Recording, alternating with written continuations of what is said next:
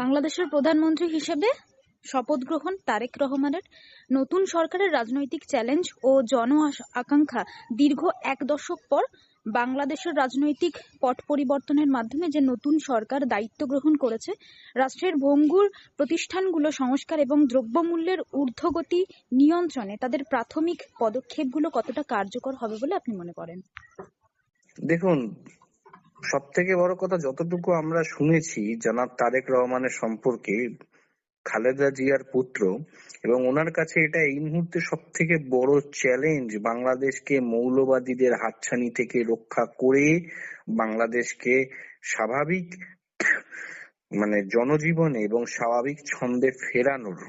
আমরা সবাই সেটা চাইবো একজন ভারতীয় হিসেবে, যে বাংলাদেশ স্বাভাবিক ছন্দে ফিরুক, নতুন সূর্যোদয় দেখুক।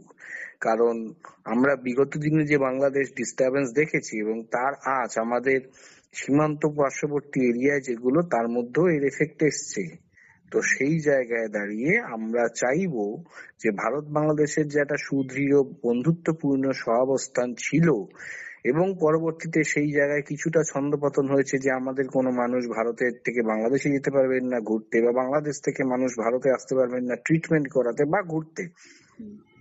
আমরা আশা করব সেই জায়গাটা জনাব তারেক রহমান খুব সুদৃঢ়ভাবে এবং সুচারুভাবে, খুব বুদ্ধিমত্তার সাথে উনি এগোবেন।